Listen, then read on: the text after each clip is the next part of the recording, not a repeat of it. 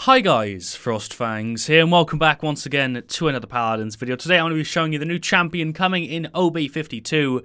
His name is Zhin with a H. I'm going to jump straight into it. Got his kit up already. You can see his design on the right.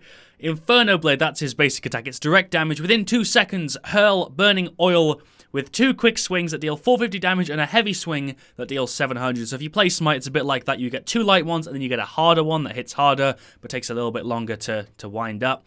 You've got counter, which is direct damage. Enter a counter stance for 2 seconds. If you take an enemy hit to the front of your character, so you can still be hit from behind, you negate the effect of the hit, obviously, and counterattack with a melee strike dealing 700. I think it's got a little bit of range to it, but it's pretty damn close. He isn't melee, he is ranged. You do actually, like, shoot fire from your sword, essentially. It looks really damn cool. You've got Whirl, which is your F.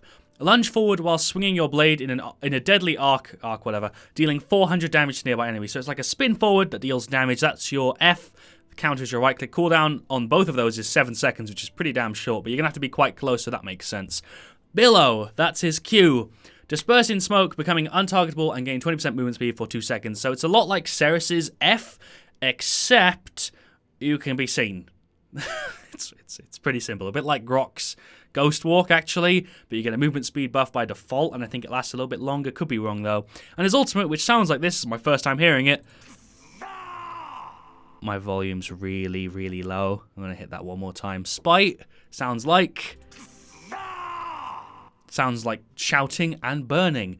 Launch forward and incapacitate an enemy with a series of vicious melee attacks, dealing 2,000 damage over 1.5 seconds. This is probably my new favorite ability in the game. Well, that's technically an ultimate. It looks so awesome and it's so satisfying when you do it. It is absolutely ridiculous. So I'm going to go ahead, jump into the training grounds just to show you him real quick. Short video, but hopefully I can show you everything about him. Haven't actually had a go at him though in the jungle practice. What I've heard, the ultimate is really, really fun. I saw it on the patch notes. It looked ridiculously cool.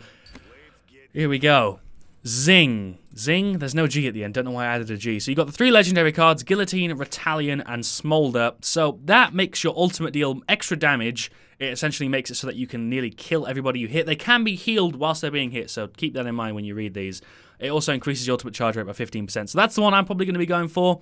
You've got Retalion, which affects your counter. After countering an attack, you remain in your counter stance. So I think that's just going to make your counter stay up longer. It's not very clear, but what I'm thinking that it does is every time you get hit in your counter stance, it's going to reset the cooldown on it, so it's going to bring it back up.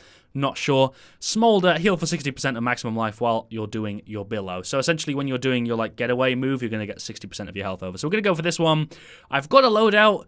It's probably not the best, but it'll do me for now. Activating Whirl generates 3 ammo, so it's essentially just regenerating our ammo pretty quickly, because he does have ammo, even though you throw it. You'll see in a second.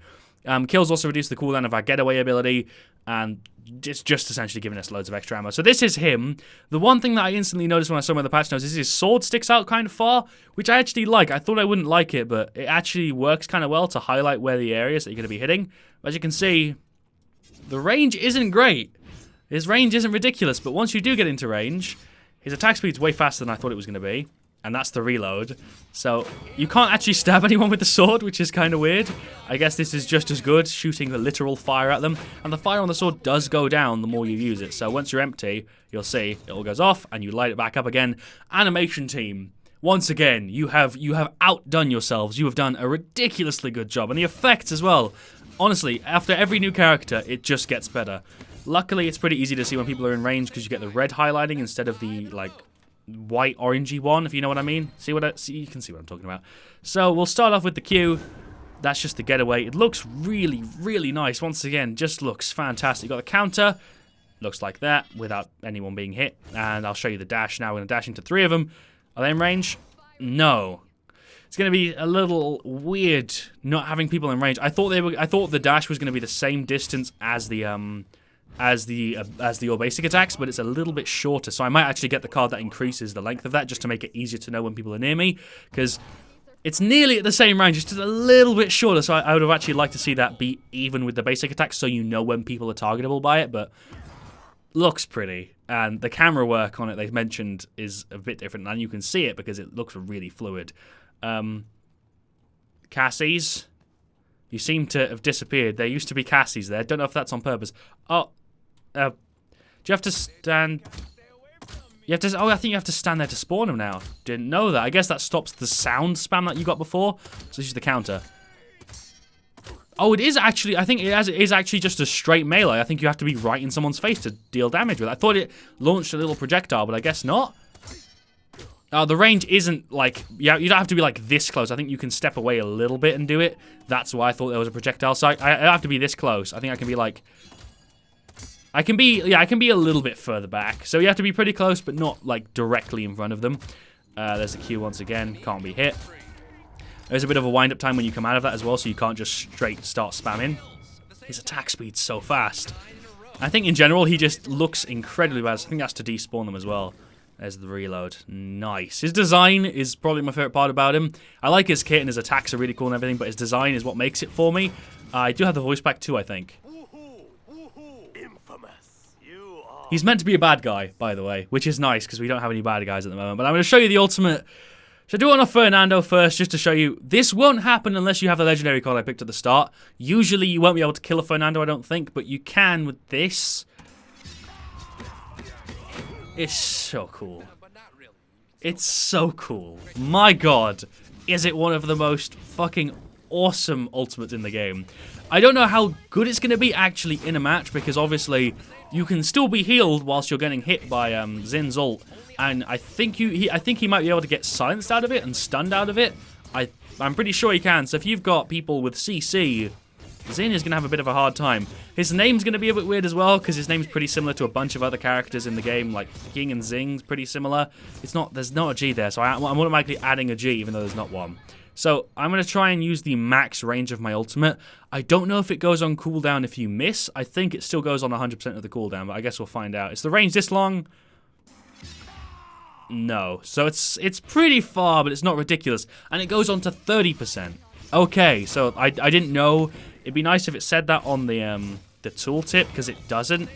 I like to see things like that, because you've got the standard thing. It'd be nice if it said it goes to 30% if you don't hit a target, because now that I know it only goes to 30%, I might use it to escape a little bit more.